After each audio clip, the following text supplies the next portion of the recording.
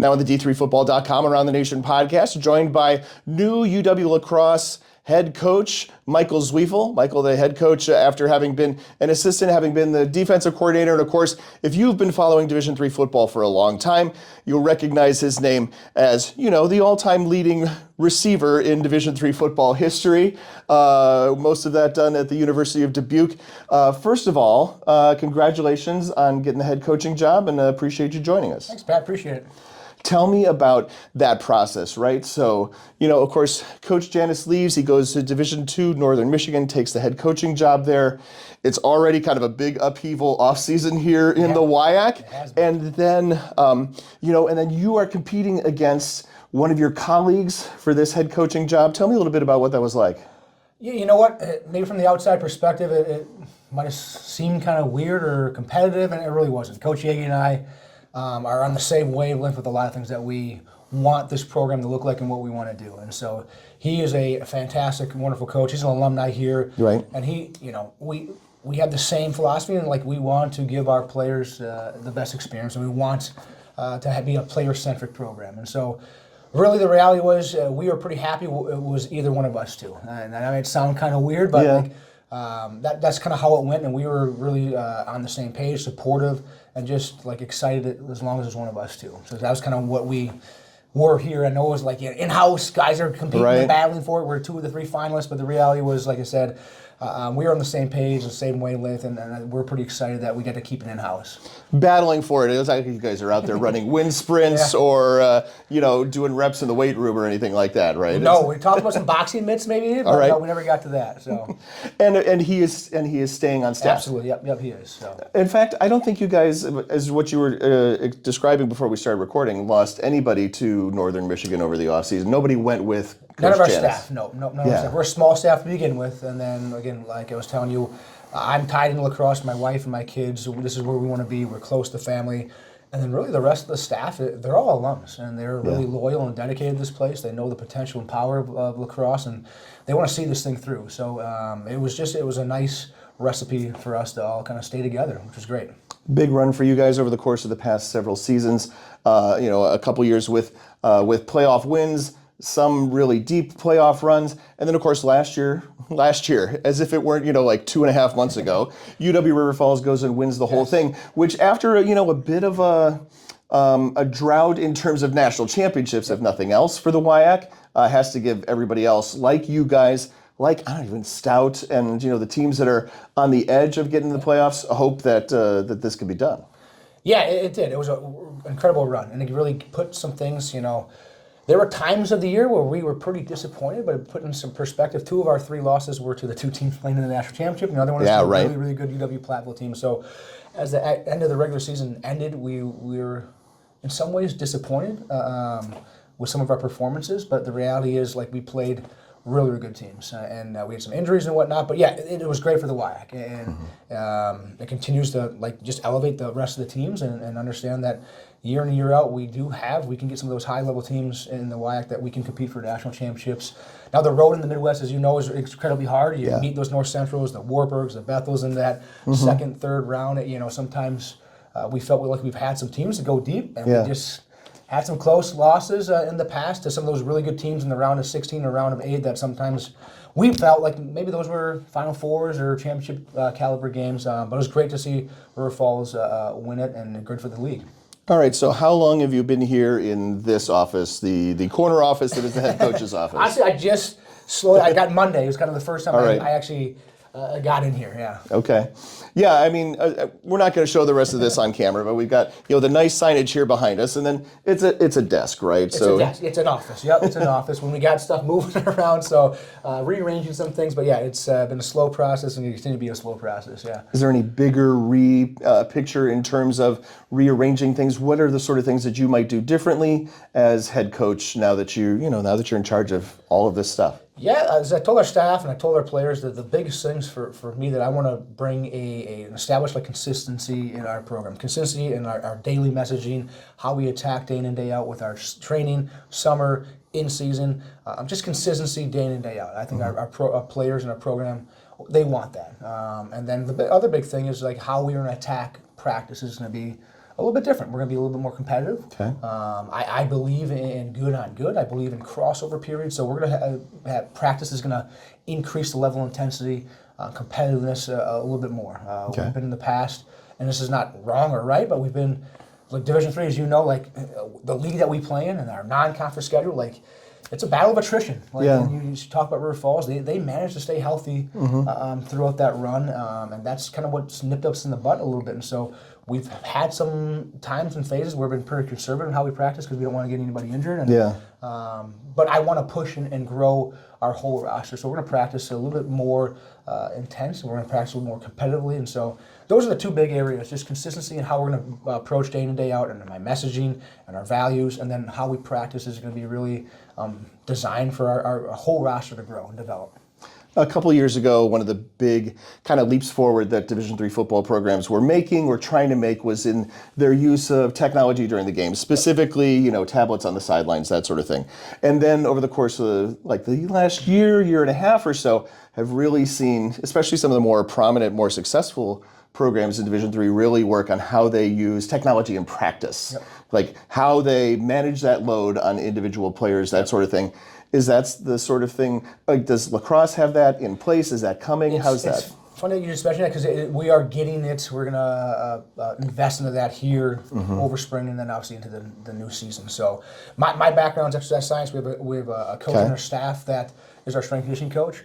One of our athletic trainers really is interested and likes that kind of thing. So we're going to get a catapult, and we're going to get either like in our 2 or 3 deep, and be able to, like you said, manage individually the intensities, the lows, the volume, the distance, the high speed distance on all of our players. So we can maybe nip some of those injuries in the butt, and we can individually manage our guys throughout a week and give them kind of the stress that they need on a daily basis, rather than kind of just hoping that what we did in practice provided the stimulus that's needed, whether it be too low or too high. And so that's a nice way to kind of really individualize the stress and stimulus that you're giving players. So we're excited about that. Hopefully it's going to be a nice tool for us. It's a good reminder, too, that majoring a degree in exercise science is not just a degree in coaching. There's also the science in there, isn't there? Yeah, I mean, like you take some coaching classes, like I had theory of football, theory of basketball as an undergrad. But the majority of it is your kinesiology, biomechanics, your exercise physiology.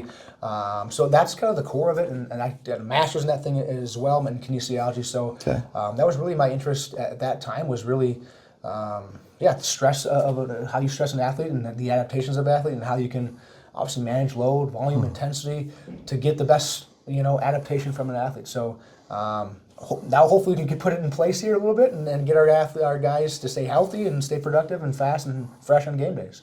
I am just going to pull a title of a book off your desk, and not that I have read Adapt or Die, but it may not be 100% applicable to what we just talked about, but at least at the title, it has to be, right? Yeah, that is, like, as we were talking to technology, right? Right. And the game of football is continuing to evolve, and as a staff, that's one thing I've challenged our staff, is we had to continue to grow and change and evolve and adapt year in, year out. What worked for us last year or 2 years ago or 3 years ago doesn't mean it's going to work this upcoming years. We have to constantly be evolving, challenging our core beliefs, challenging how we coach and cue and communicate and the drills that we use.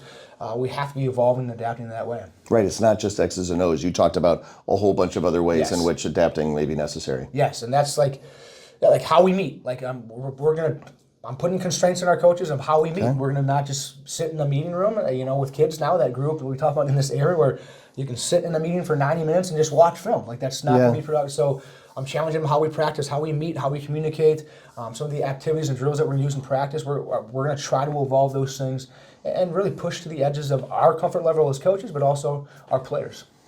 You grew up around the game. I'm going to assume you grew up around the UW-Whitewater football program, where your dad was a longtime offensive coordinator and then later a Division III football head coach. As a coach's kid, like what do you take from that experience here into actually being a head coach for the first time? Man, I don't know. I grew up in Too a locker soon? room. Grew up in a locker room. I have 2 daughters right now, so I don't have sons, but just being around that was just, I can't think of a different childhood than that. Just being in the locker room, being at games, traveling on the bus, and just all the things during the off season, like this time of year, coming to basketball games, going in the gym and shooting hoops. it was just, for me, a wonderful childhood. I was probably too young to take anything now as a coach. Sure, but, sure. I just thought it was the coolest thing. Everyone asked me, "Who's your favorite college team?" And like, when I grew up, it was the Warhawks. I didn't. Who was your favorite Warhawk? Let me ask. Favorite Warhawk? Yeah. Oh, I'll put you on the spot You here. just put me on the spot here. Okay. Because I was trying to do the math as you're talking. I'm like, okay, so like that, the Justin Beaver and Yep, he AJ was- Rabel and yep, those guys, were there. are about like 10 years older than you are? No, not even. Okay. I played against Justin. He was a senior when I was a freshman. Oh, all right, That yeah. that was the core guys So when I like was in high 5. school. Yeah. Yep. And so I graduated in 7. So that was All a right. 5 and 6 team. This will be one for you because receiver, the two that stand out were Derek Stanley and Jimmy Lishan. Sure. Okay, So yeah. those guys on the 05, 06 team that were really successful receivers, those are guys that stand out. Makes sense too because they were wide receivers, Yes, right? yep. So, yeah. My favorite Jim Lisinski moment I will just share is Keith McMillan and I are going down to Whitewater at Mary Hardin Baylor, whatever year that was, Yep, right? And the year that we're still broadcasting games at this point because a game on streaming audio was not a guarantee, right? And for a big game like that. And we'd done all of our pregame patter. Keith had done his keys to the game. We'd done starting lineups and everything. And I had like 5 or 6 extra seconds. And I'm like, I'm just going to take a half second and make sure I can identify who the 2 Whitewater guys back to return the kickoff, the opening kickoff are, because that's not always something that I pick up right away. Yep. And if you remember how that game went, then they returned that opening kickoff for a touchdown, and that was the only touchdown of the game. That was like 7-0, 7-0 game, yeah. Really windy, I believe. I think it was. Really right? windy, Yes, often yes. at Mary Hardin Baylor, including that day, yeah. Yep. So,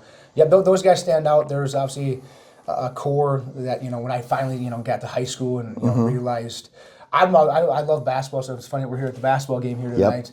I was just never good enough.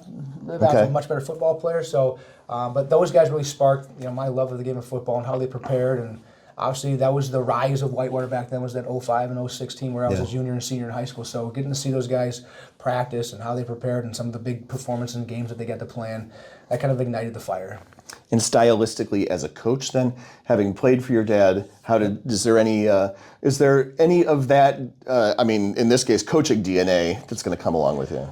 Yeah, I think so. Like, obviously, the number one is just the passion. Like, my dad was. Anybody that's been around him knows that he's one of the most passionate and committed coaches around, and that he invests into his players. He loves his players. He wants the best for them, both on and off the field. So hopefully that part. Our guys can see that and I think that is what guys see, is that I just want to see them grow. That's one of the funnest things as a coach, is to see a kid as a freshman and leave as a senior, just to see the growth both on and off the field. And you got to have your love and passion for practice and development. And so, as you know, football, it's a long year. Those guys invest a lot of hours for 10 games, guaranteed 10 games. And so you have to fall in love with the process of practice, of training, because you spend so many more hours on the practice field, in the weight room, than you do playing a game. And so just falling in love with that process and being passionate and enthusiastic about that. Sometimes you guys are fortunate to get a 10th game. You had to get to the playoffs to get the 10th game this past season. I don't know that I've seen the full lacrosse schedule. Obviously, we know about a non-conference game against St. John's. Yep. What does the rest of the Eagles schedule look like? We have 10 this year. So Okay. we have 10. We're going to go up to St. John's week 1. We have Hardin Simmons come to us week 2. Okay. And then we go out to our home and home with Wayne State, the Division II out in Detroit. So those are our 3 non-conference games. So, and then we'll go to Hardin Simmons next year, and then St. John's will come back to us in 28. So Right. Yes, that's a home and home with a break in the middle. break in the middle, yes. Yep. What are you looking forward to that process of trying to scare up 3 non-conference games every year? Oh, it's been started, and it's a challenge, and it's a challenge. I'll just give you that. There's not many. We can't get anybody in the Midwest to really play us, and there's constraints for different conferences, right? That only have 1 non-conference game or 2 non-conference, while we have 3. Yep. But the reality is, teams teams don't want to play us. I have coaches they'll email me back and say, we're not going to play you guys unless it's a playoff game. And that's really hard and challenging. And like, hey, do you think we want to go up to Grand Valley State and go play Grand Valley State? Like, yeah, exactly. Like, we don't want to do that. Like, that's our last game before we start our conference slate. Like, that's not something that we necessarily want to do either, but that's what we've been having to do. So we've played 62 games in the last 5 years, and some of them have been good, but like, I wish, and with MPI, some people are scared about, obviously, the numbers and whatnot, but the reality is you can see the non-conference slate for the top 5 teams here in the Midwest this upcoming fall is crazy. Right. Yes. I mean, Wartburg has North Central and River Falls. Yeah.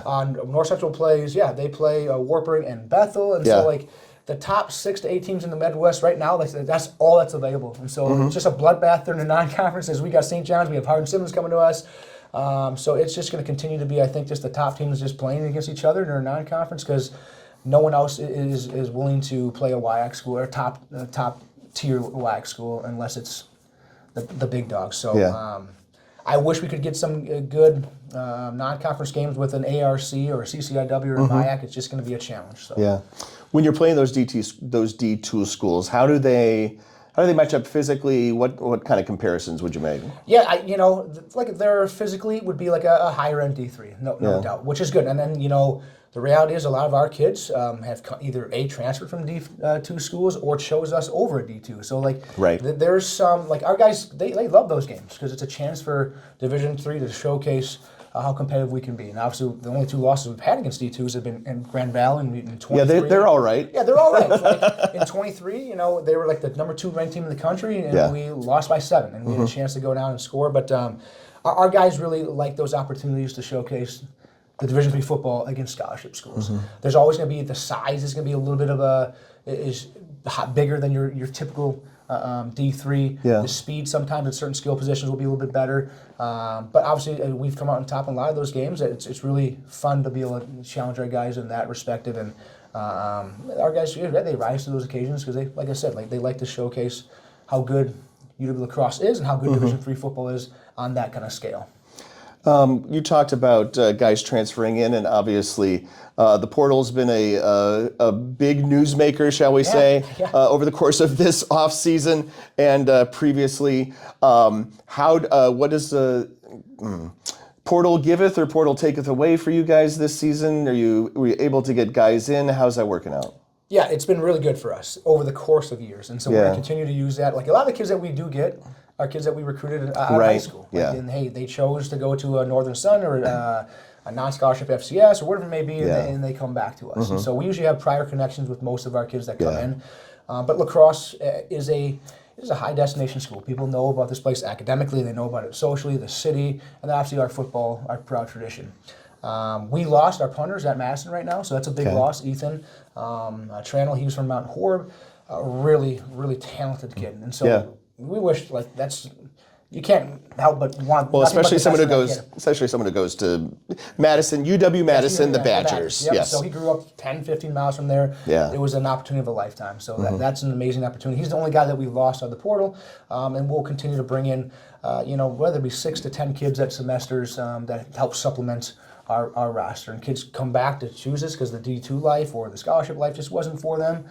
They want to get back closer to home or just play at this level and have, Division III has a better, but more of a life. Work-life balance, right? Yeah, absolutely. So, it's as you see the top teams, they're usually supplemented with a ton of transfers. And so we're not going to shy away with it. We don't lie to high school kids. We're going to continue to use the portal in ways that help our team, help grow our team, and our kids, the kids that come in, invest and buy into our culture and our core values, and our team just takes off. So that's kind of we're going to continue to use it, and it's been a good asset for us.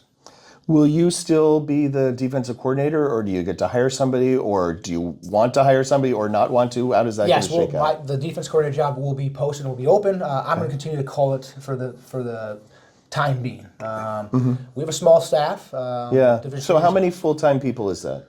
So we have 3 full-time coaches, and then we have 2. Wait, is that 3 plus you?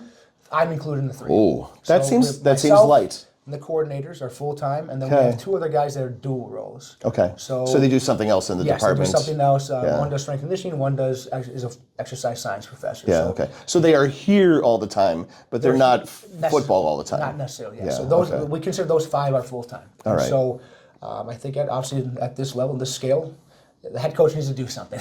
You can't just be the CEO. Can't be the CEO. They got to be on the field. And we have to be active. So I'm going to continue to call the defense for the time being until we kind of mold somebody into that position. Yeah. I was gonna say, I mean, obviously, Coach Janis did not do that, right? He had two.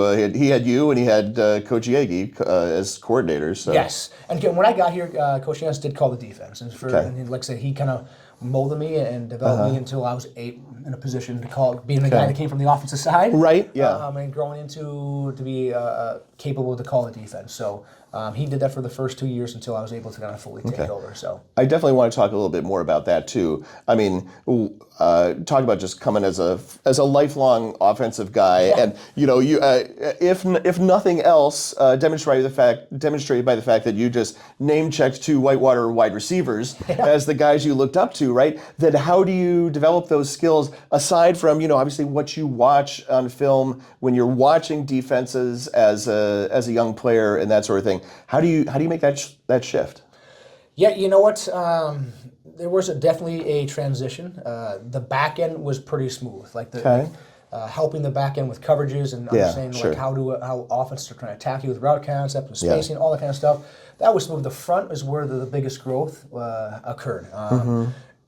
The new challenge, and I'm someone that I like difficult things and I like to be challenged, and so it was just really fun. I've honestly really grown to like it and appreciate it. It's different than offense. I think it's harder than calling an offense and coaching an offense. It's somewhat Because reactive. if nothing else, because you're right, you react rather than Yeah, and sometimes it's like there's an unknown. Offense, you can control what you do. Now, you don't know what the defense might give you all the time, but you are somewhat in the driver's seat, where defense is a little bit different. And so I like it. It's a lot of fun.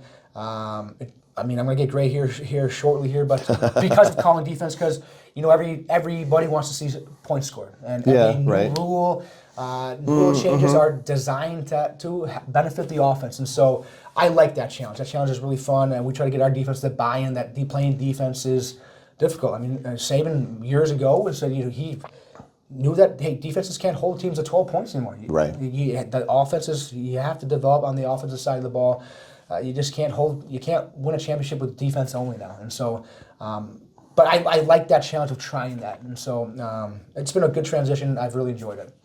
One of the things we hear from like a coach who is starting a program from scratch is like, you're going to bring in a bunch of guys and you're going to have a bunch of athletes, and then you either decide, I'm going to put them on defense, I'm going to put all my chips on defense in the first couple of years and try to keep games close so that kids, you know, can see where the success can come and they stay bought in, right? Or you put them all on offense and you lose 56-41 or whatever, and everybody's excited and the fans really like it. I'm sure it's not quite that way in an established program, right? I mean, if you're getting guys, I think maybe especially at a WIAC, who you know where they go. There's not a lot of guys who are playing like wide receiver and corner or safety and tight end or whatever, right? No, we typically, probably about 9% of our incoming guys we know. Yeah. There's like, again, 10% that we just love the athlete, and we'll figure it out as a coaching staff. So whether it be a kind of a running quarterback in high school that, you know what, the athlete is there, we'll figure that thing out. Whether like a receiver or a defensive back or a tight end, eventually, like the athlete, we just want the athlete. And so, but yeah, for the most part, most of our guys we know where they want to be. We know where they're going. But we've had some success. Like I'm thinking about two of our top corners from last year. Like we're high school quarterbacks that started as receivers for us, gray shirt, and transitioned to defense. And you know, we're two of our like three top corners for the last 2 years. And so we've had some success with moving guys around from different positions. Chris Power, our all-conference defensive end this past year, he came in as a tight end. And we transitioned him to defense. So we're constantly trying to move guys around and get to the best fit. But when we recruit, for us especially, we're trying to recruit dynamic athletes with that are long, rangy athletes. Like everyone's trying to do that, obviously, right? Sure. But we wanted to recruit athletes that, if this position doesn't work out, like they're going to be able to help us in special teams or transition to a new position and help us in that way. What does quarterback position look for you guys this year? Well, Kyle Haas is returning, so our starter from last year is returning, and then Nolan Mosier the backup is back as well. So we have the two deep, and obviously we had some injuries last year. Right, last year was yes. Right, you played a bunch of guys last year. We got down pretty slim pickings there. So those guys are back, and I'm really excited about those two. They'll compete with each other. They have different skill sets, and you know, Coach Yagi uses those guys really well, and kind of kind of caters the game plan to each of those guys. So we have 2 guys back that we feel really confident in, really excited about. Our offense returns a ton of really good skill players. So we're really excited to see in year 2 with Coach Yagi, him be able to kind of just take the training wheels off and go with that offense. And I think you're going to see a nice growth in our offense this upcoming year. That playoff game at Hope, you guys won 9-7 if I remember correctly. Yeah. So how much of that is snow? How much of that is banged up offense? How much of that is, I know Hope had some guys on defense last year. Yeah, obviously their DN was massive Right, as yeah, well. exactly, yeah. They had a really good defense. I think the weather played a big role because Hope's offense, I think at that time, was going in. Yeah, they were doing all right. Like the number 2 offense in the country for yards, and so the weather played a big role. But I don't want to take any credit away from Hope. They had a wonderful defensive game plan, and they played really, really well. And obviously their DN, like I said, is at Madison now, so they had some really nice players. Yeah. But the weather played a role for both sides. I think that's why you saw it low scoring as it was. And that first round of the playoffs for everybody. Well, there was a lot of snow, wasn't there? A lot of snow Yeah. and slippery, and so the field, like it was and both teams, I think probably the weather affected the play callers maybe more than they'd like to admit. Like they were both very conservative. Yeah. And that's where we missed Ethan Trano, like our punter, like the whole first half. He flipped field position. Like he punting in that weather, and our long snapper Ben Walsh was able to put it on his hip and get the operation time, and he was able to change field position that whole first half when we were kind of struggling a little bit and trying to figure things out offensively. Our punter really allowed us not to be behind the 8 ball with field position. So, the weather played a huge role, whether teams like the minute or not. Yeah. What does spring ball look like for you guys? When do you guys get started and all that? Yeah, we'll start on March 26th. And so, as you know, D3, we had 16 practices, 12 just in helmets, 4 in shells. It's a lot of development. That's going to be a lot of development.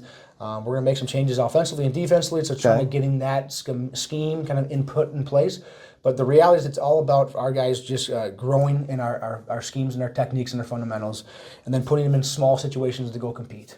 And get guys to go out and compete and build kind of the culture of how we're going to practice. Now, there's restrictions on what you can do team-wise, and you can't really not allowed to do like a full team. No 7-on-7 or whatever. And so it's all small groups, small offense, defense, crossover, we call those things.